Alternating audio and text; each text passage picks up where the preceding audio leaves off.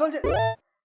இன்னைக்கு big pass டைம்ல பார்வை போட்டு பல பேர் பார்த்துக்கிட்டு இருக்காங்க. பிக் பாஸ் போனதுக்கு அப்புறம் தான் பார்வோட பேரே போச்சுன்னு பல சொல்லிக்கிட்டு இருக்காங்க. பட் உண்மை என்ன பண்ணா, பிக் பாஸ் வீடே வந்து ஒரு அமானுஷ்ய சாப நிறைஞ்ச வீடு தான்.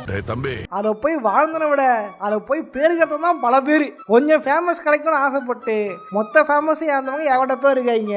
அப்படி பிக் பாஸ் போய் யாரெல்லாம் அழிஞ்சாங்க அப்படின்றதான் இந்த தெளிவாக பார்க்க போறோம், பார்த்துருவோம். ஓகே சொல்லுஸ், யாரும் லைக் பண்ணீங்க, யாரும் சப்ஸ்கிரைப் பண்ணாம சப்ஸ்கிரைப் பண்ணீங்க. ரொம்ப நாளாக 3 லட்சம் நின்றுட்டு இருக்கு. சப்ஸ்கிரைப் பண்ண 4 லட்சம் போலாம். உரிமையா தானே கேட்கிறேன். ஓகே சஜஸ் போற போயிடலாம். நான் கந்தசாமி, இந்த ஷோ டிடெக்டிவ் கந்தசாமி.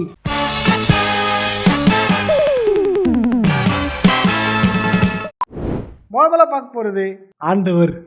நம்ம ஆண்டவருக்கு பார்த்தீங்க அப்படின்னா ஏகப்பட்ட ஃபேன் பேஸ் இருக்காங்க. 70s 80s தான் வச்சுட்டு இருக்க ஒரு மிகப்பெரிய ஒரு ஆக்டர் தான் நம்ம ஆண்டவர். இதைத்தானே தலைவனுக்கு வந்து பல டைரக்ஷன் பண்ணுறது, கதை திரைக்கதைட்டு எக்ஸ்ட்ரா கையில் ஆக்டிவிட்டிஸாக இருக்குது. தலைவர் வந்து பயங்கரமான ஆள் தான். உண்மையாக சொல்லலாம் பயங்கரமான லெஜெண்ட் தான் நம்ம கமலஹாசன்.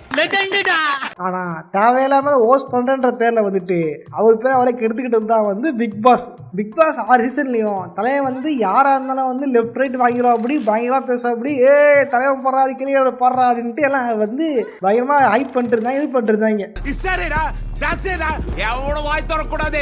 கச்சாரம் கூட அவருக்கு வந்து ஒரு கெட்ட பேர் வந்துருக்கலாம். ஆனா பிக் பாஸ்ல வந்து நல்ல பேரா ஓரளவுக்கு இருந்துச்சு. இந்த ஹீரோன்ற மதிப்புல கம்மியான மாதிரி தெரியலாம ஒழிய ஓரளவுக்கு பேர் இருந்தது. பட் பிக் பாஸ் 7 வரைக்கும் லக்கி நம்பர் போய் முட்டிக்கின தலைவன் பார்த்தீங்க அப்படின்னா விக்ரமும் அடிச்சு விட்டு பிக் பாஸ் ஹோஸ்ட் பண்ண வந்திருப்பா. அப்படி இந்த மாதிரி பார்த்தீங்கன்னா அந்த படம் அடித்த மாயான்ற ஆக்ட்ரஸை வந்து உள்ள கன்சர்னாக உள்ள போட்டிருப்பாங்க. பட் என்னாச்சு அப்படின்னா மற்ற எல்லாருக்கிட்டையும் வந்து புலி மாதிரி உரிமைக்கிட்டு இருந்தவர் மாயா கிட்ட மட்டும் பூனைக்குட்டியுமே ஆகிட்டு அப்படி மாயா வந்து பயங்கர வேலை பார்த்துறாங்க போல, பயங்கரமாக ஹேட்டட்டு சம்பாதிச்சாங்க போல. அப்படி இருந்து அவன் வந்து எதுவுமே சொல்றது இல்லை. அவ்வளோதான் ஆண்டவர் டேரக்டர், ஆண்டவர் வேஸ்ட்டு அப்படின்ட்டு அவன் வந்து தப்பாலாம் போட்டுக்கிட்டு இருந்தாங்க சோசியல் மீடியாவில். அதில் வந்து என்னாச்சுன்னா தலைவர் பேர் கட்டு போய் தலைவன் வந்து போடா வரவே மாட்டான் அப்படின்ட்டு தலைவன் வந்து பிக் பாஸ் காணவே மாட்டேன். அப்படி ஐயாட்ட கொடுத்து சொல்ல வேலை வெட்டியே போயிட்டான் அப்படின்னு சொல்லிருக்கான். இன்னைக்கு வந்து விஜய் சேவை சரியில்லை, சரியா கேட்கல, நீங்க போய் மட்டும் காமலே கூட்டுவாங்கன்னு சொன்னாலுமே பிக் பாஸ் அவன் அப்பா வந்து மாயாவே இவரையும் வந்து லிங்கு பாவம் மனுஷனை வந்து மனசு வருத்தப்பட்டு பண்ணவே மாட்டேன் போங்கடான்ட்டு கோச்சிங் போயிட்டேன். அப்படி ஸோ வந்து இந்த லிஸ்ட்ல முதல்ல இருக்கிறது தலைவன் தான். அடுத்தா பார்க்க போறது கமருதீன். கமருதீன் பார்த்தீங்க அப்படின்னா அவர் வந்து சீரியல் ஆக்டர். மகாநதி சீரியலில் வந்து நடிச்சிருப்பாரு நம்ம கமருதீன். அதில் கொஞ்சம் ஃபேம் இருந்திருக்கும். பட் நான் இருக்கு பிக் பாஸ் 9ல் தலைவனை உள்ள விட்ட உடனே தலைவன் வந்து ஒரு சாக்லேட் பாய் மாதிரியும் தன்னை வந்து பெரிய இது மாதிரியே நடந்துகிட்டு இருந்தார். பட் தலைவன் போக போக தலைவன் வந்து பொம்பளை காட்சி அப்படின்னு நிரூபிச்சிட்டா. அப்படி பொம்பளை வெறி முடிச்சு போய் பொம்பளை காட்சி தலைவன் ஷார்ட் டெம்பரு, ரெட் ஃபிளாக் இந்த மாதிரி வந்து பல பேரும் சுமந்துட்டு இருக்காரு. சில பேர் சப்போர்ட் பண்ணிட்டு வருவீங்க, அதெல்லாம் வந்து சொல்றது ஐடியா பேர் பார்க்க தெரியும் எது சப்போர்ட் பண்ணிட்டீங்க அப்படின்ட்டு. தலைவன் பார்த்தீங்க அப்படின்னா நான் தேவையில்லாமல் கோவப்படுறது, எல்லாருமே எகிரின்னு போகிறது, அவன் வந்து புள்ளி பண்ண ஒருத்தன் கடத்தான்ட்டு அவனை போட்டு டார்ச்சர் பண்ணுறது, அந்த மேலே பார்த்துட்டு அப்படி இதை விட கொடுமை என்ன அப்படின்னா தலைவன் வந்து காஜி என்பதை நிரூபிக்கிறதுக்காக என்ன பண்ணியிருப்பாருன்னா யாருமே சீன் அதை பார்வகிட்ட போயிட்டு வந்து நீ எக்ஸ் மாதிரி இருக்கிற அப்படின்ட்டு பார்க்கிட்ட போய் ரொமான்ஸ் பண்ணிருப்பாரு நம்ம கமருதீன். ஆக்சுவலி அது எல்லாம் தெரிஞ்சும் பிக் பாஸ் வீட்டில் இருக்கிறவங்க அவங்கள தனியாக அவங்களுக்கு ஹெல்ப் பண்ணுற மாதிரி அவங்களுக்கு தண்டனை கொடுக்கறதா நினச்சிட்டு அவங்களுக்கு ஹெல்ப் பண்ணிட்டாங்க ஜெயிலில் போட்டு. அதெல்லாம் கொடுமைன்னா அகோரி கலையரசன் வந்து கெட்ட வார்த்தை பேசுறாரு அப்படின்ட்டு வந்து கேள்வி கேட்ட நம்ம விஜய் சேதுபதி கமருதீன் பண்ற கன்றாவித்தனத்தெல்லாம் வந்து கேள்வி கேட்கவே இல்லை. போன வாரம் வந்து நீங்க வந்து செய்துமே பண்ணல அப்படின்னு சொல்லிட்டு போயிரு. அப்படி போன வாரம் அவர் பண்ணதான் வந்து இன்ஸ்டாகிராம் ஃபுல்லாக நாதி போய் கிடக்குது.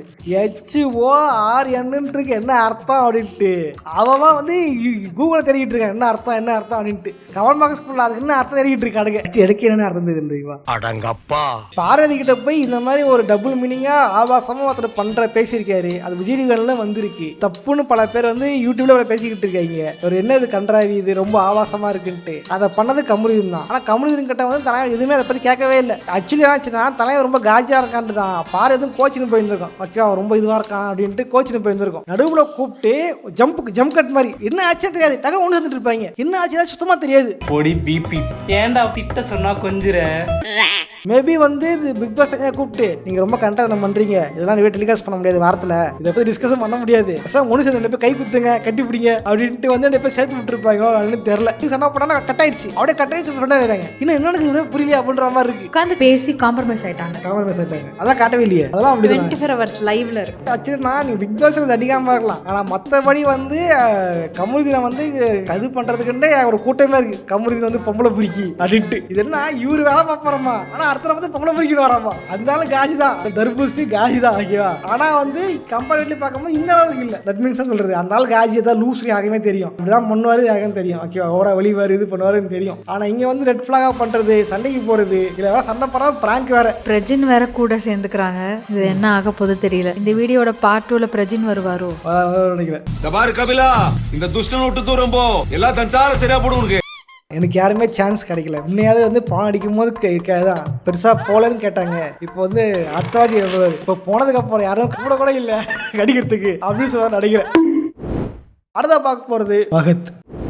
மகத் பார்த்தீங்க அப்படின்னா பல படங்கள் நடிச்சது இருப்பாரு. இதான் சொன்ன நம்ம பிரேம்ஜி படங்கள்ல நம்ம எஸ்டிஆர் படங்கள் நடிச்சது இருப்பாரு. மகத் எஸ்டிஆர் ஃப்ரெண்டு வேற. அவரை வந்து பிக் பாஸ்ல கூப்பிட்டுருப்பாங்க இது பண்றதுக்கு. நினைச்சு பாருங்களேன், ஒரு காலத்துலாம் இந்த மாதிரி ஆக்டர்ஸ் எல்லாம் கூப்பிட்டுருந்தாங்க பிக் பாஸ்க்கு. இப்ப பாருங்க சோசியல் மீடியா ஃபேமஸ் கூப்பிட்டுருக்காங்க. இப்பெல்லாம் யாரு என்னன்னே தெரியல, யாருனே தெரியல. மகத் தான் கூப்பிட்டுருப்பாங்க இது பண்றதுக்கு. பட் இதே சீசன்ல தான் யாஷிகாவும் வந்திருப்பாங்க. இப்போ 2 பேருக்குள்ள வந்து ஒரு பத்திக்குச்சு, பயங்கரமான ஒரு லவ், 2 பேர் அழகிட்டே இருந்தாங்க, இது பண்ணிட்டு இருந்தாங்க அப்படின்ட்டு பயங்கர இது இருந்துச்சு. அதுல மகத்தோட பேர் வந்து ரிப்பேர் ஆகி போயிடுச்சு. அவர் வந்து காஜி அவரு இது பாப்பா இது பண்ணிட்டு இருந்தாங்க. பேசாம தூங்கி இருக்கலாம், நானே வந்து மாட்டிக்கிட்டனே.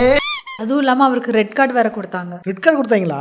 எதுக்கு? நிறைய சண்டை போட்டு அபியூசிவான வேர்ட்ஸ் எல்லாம் யூஸ் பண்ணார். அப்ப கமருதீன் தெரியல இன்னும் அதான் எல்லாருமே கேட்குறாங்க. அதான் கேட்குறேன். பிரதீப்க்குலாம் ரெட் கார்டு கொடுத்தது நியாயமே இல்லை. அப்படி இருக்கும்போது கமருதீனுக்கு கொடுக்கணும், ஏன் இன்னும் கொடுக்கல? விஜய் சேதுபதி வந்து ஒன் சைடா பயாஸ்டா இருக்காரு அப்படின்னா வராங்க. உள்ள வந்து 2 பேரும் பயங்கரமா இருந்தாங்க. ரெட் கார்டு கொடுத்துட்டாங்க, தனக்கு பேர் கட்டு போயிடுச்சு. அதுக்கப்புறம் பெருசா படிச்ச மாதிரி தெரியல. ஓகே, இதுக்கு ஆஷியோட தான் லவ் பண்ணிருக்காரு, இதுதான் கல்யாணம் பண்ணி போறேன் எதிர்பார்த்துட்டாங்க. சொன்னாம தான் கல்யாணம் பண்ணிட்டாரு. பட் காலத்துல கூட இப்போ ஆஷியோட வாழ்க்கை திரிஷா கூட எப்படா வாழ்ந்தேன், என்னமோ குடும்பம் நடத்துற மாதிரி கேட்கிறேன்.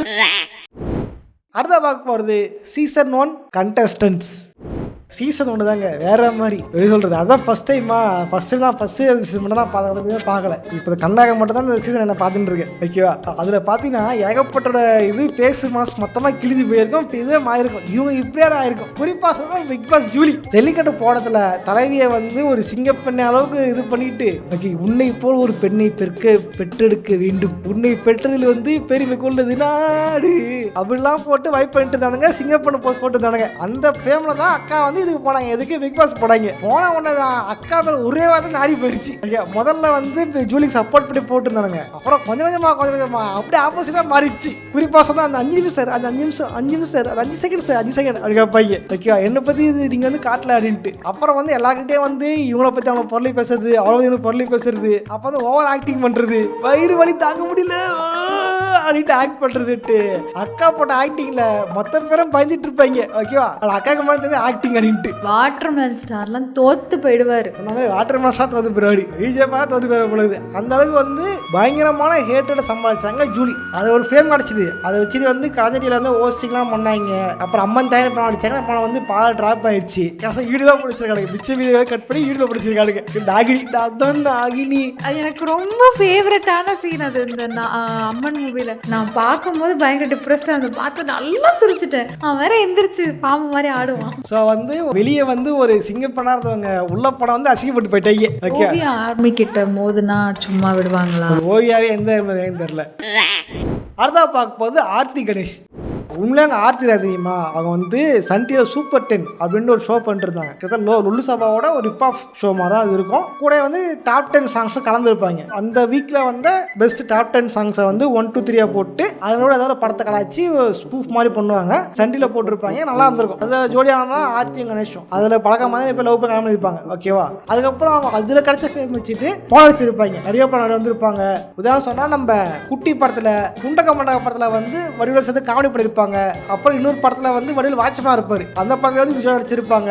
அருள் படத்துல வந்து காமெடியா வந்திருப்பாங்க. கைது வந்து ஓரளவுக்கு கிராஃப்ல போயிட்டு தான் இருந்துச்சு. பட் எப்போ பிக் பாஸ் வந்தாங்களோ அவங்க பேர் மொத்தமா கிட்டத்தட்ட காணாம போயிட்டாங்க. எனக்கு நானே வச்சுக்கிட்ட சூன்யம். அடுத்த பார்க்க போறது சக்தி. எங்கடா கையில் இந்த மைக் காணும் பார்க்குறீங்களா? இடைப்பட்ட கேப் கூட சவரம் வந்துட்டு கூட அமேசான் டெலிவரி ஆயிடுச்சு மைக்கு. புது மைக் பார்த்தீங்களா? இப்போவே கைக்கு விடுதலை விடுதலை விடுதலை கைகளுக்கு விடுதலை அப்படின்ட்டு இனிமேல் ஃப்ளோவர் தான் பேசுவோம். ஓகேவா? மைக் எப்படி இருக்குன்னு சொல்லுங்கள், ஆடியோ குவாலிட்டி கரெக்டாக இருக்கான்னு சொல்லுங்கள். இந்த ஒரு வீடியோ தான் அது பழைய மைக்கும் புது மைக் ரெண்டுமே சங்கமிக்கும். ஸோ எது கரெக்டாக இருக்குன்னு சொல்லுங்கள். இது கண்டென்ட்டுக்கு வரும். சக்தி பார்த்தீங்க அப்படின்னா பி வாசுன்ற ஒரு மிகப்பெரிய டைரக்டரோட பையன். தலைவன் வந்து முதல்ல தொட்டால் பூ மாறும் அப்படின்ற படம் தான் வந்து அரபு நாடு அசந்து போகும் அழகியாடி அப்படின்னு வந்து பாட்டு போய் நடிச்சிருந்துருப்பாரு. அந்த படத்தில் இவரோட ஆக்டிங்கோட வடிவேல் காமெடி தான் வந்து நல்லாயிருக்கும், ஃபேமஸாக இருக்கும். நான் தம்பி லாரி போயிருச்சா போலாமா இதெல்லாம் ஃபேமஸாக இருந்திருக்கும் அந்த படத்தில். அதன் பிறகு இவரும் நிறைய படம் அடித்தார். சில படங்கள் நிறைய பேருக்கு தெரியவே இல்லை, காணாமல் போயிடுச்சு. அதனால் வந்து பிக் பாஸ் டிவி ஷோக்கு வந்தோம் அப்படின்னா ஒரு ஃபேம் கிடைக்கும், அதை வச்சு 4 படம் கிடைக்கும், அதை வச்சு நம்ம வந்து நம்மளும் ஒரு ஹீரோ மாறிடலாம் அப்படின்னு பிளான் பண்ணி தான் தலைவன் வந்து இதுக்குள்ளே வந்தது. பட் வரும்போது சாதா சக்தியாக இருந்த ஒரு வந்ததுக்கப்புறம் ட்ரிகர் சக்தியாக மாற்றாரு. அதுதான் சொன்னேன், பயங்கரமாக ட்ரிகர் ஆகிடுச்சு. அவர் டயலாக்ஸ் எல்லாமே பயங்கரமாக இருக்கும். பிக் பாஸ் சீசன் 1ல் நம்ம எல்லாருக்குமே தெரியும், ஓவியாவுக்கு ஆர்மி வச்சு பயங்கரமாக சப்போர்ட் கொடுத்துட்டு இருந்தாங்க. ஸோ அந்த ஓவியா கூட மெயினாக கிளாஷ் ஆனது யாருன்னா இவர் தான். ஓ அப்படியா? அதனால தான் இவருக்கு ட்ரிகர் சக்தினே பேர் வந்துருச்சு. அது என்னவோ தெரியல, ஓவியாருமே இருந்தவனும் உருப்பிடல, அது எதிர்த்தவனும் உருப்பிடல. உண்மையாதான் ஓவியா உருப்பிடல. அப்புறம் இருந்து அவங்க என்ன பண்ணுறாங்கன்னு தெரியலல்ல. அவ்வளோதான், நல்ல வாய்ப்பை பயன்படுத்திக்காம வின் பண்ணிவிட்டாங்க. ஏதாவது சில கட்சி தலைவனா சொல்லிட்டு இருந்தாங்க, ஓவியாவுக்கு போட்ட ஓட்டை எனக்கு போட்டுக்கலாமே அப்படின்ட்டுலாம். ஆக்சுவலி அவங்களுக்கு நல்ல சப்போர்ட் இருந்துச்சு. அதுக்கப்புறமா அவங்க அழுது, அதுக்கப்புறம் மருத்துவ முத்தத்தால் அவங்க ரொம்ப பாதிக்கப்பட்டு அப்புறம் வெளியே போய் நம்மளோட ஹேர் கட்லாம் பண்ணி புது ஸ்டைல்லாம் வச்சு வந்தாங்க, கம்பேக் கொடுக்குற மாதிரி. சினி இண்டஸ்ட்ரியில் அவங்க கம்பேக் கொடுத்தாங்களான்றது டவுட் தான். ஓகே, அவங்க அதை விட்டோம், நம்ம சக்தியை தான் பார்க்கணும். சக்தி பார்த்தீங்கன்னா ட்ரிகர் சக்தியாக மாறி அதை வந்து இந்த ஓவியார் மேலே பாதிக்கப்பட்டு தலைவனுக்கு அப்புறம் வந்து தலைவனுக்கு படம் வாய்ப்பே வரல, ஆச்சு இருந்த வாய்ப்பும் போயிடுச்சு போலுக்குது. தலைவன் வந்து ஃபேமஸ் ஆகலை, அப்படியே காணாமல் போயிட்டா. அப்படி அப்புறம் பல வருஷங்கள் கழிச்சு அவளோட அப்பாவோட சேர்ந்து ஒரு இன்டர்வியூ ஒன்று கொடுத்துருப்பா. அப்படி என் முகத்தை வந்து கண்ணாடியில் பார்க்கவே எனக்கு பிடிக்கல அப்படின்ட்டு சாமியார் மாதிரி தாடிலாம் வளர்த்துக்கிட்டு தலைவர் வந்து ரொம்பவே டிப்ரெஷனில் பேசிட்டு இருந்திருப்பாரு அந்த இன்டர்வியூவில். ஸோ வந்து உங்களே பிக் பாஸ் வரும்னு ஆசைப்பட்டு தலைவர் வந்து இருக்கிற வாய்ப்பையும் எடுத்துக்கிட்டு நாசமாக போனவங்கள தலைவரும் ஒருத்தர். இப்படி பார்த்தா ஓவியா அவங்களுக்குலாம் நல்ல ஃபேமு, நல்ல ரெஸ்பான்ஸ் இருந்துச்சு வெளியே. ஆக்சுவலி அவங்களுக்கு சப்போர்ட் பண்ணி நிறைய ஆக்ட்ரஸ்லாம் ட்வீட் பண்ணாங்க. என்ன சொல்கிறது, அவங்களோட பவர் அவங்களுக்கே தெரியல. ஓகே சோல்ஜர்ஸ், வீடியோ பற்றி லைக் பண்ணுங்க, ஃப்ரெண்ட்ஸோ ஷேர் பண்ணுங்க, இதே மாதிரி கமெண்ட் பண்ணலாம் அப்படின்றத கமெண்ட் பண்ணுங்க, நானும் படித்து தெரிஞ்சுக்கிறேன். ஓகே சோல்ஜர்ஸ், இதே மாதிரியான இன்னொரு சுவாரஸ்யம் சந்திக்கிறேன். போட்றேன், பாய்.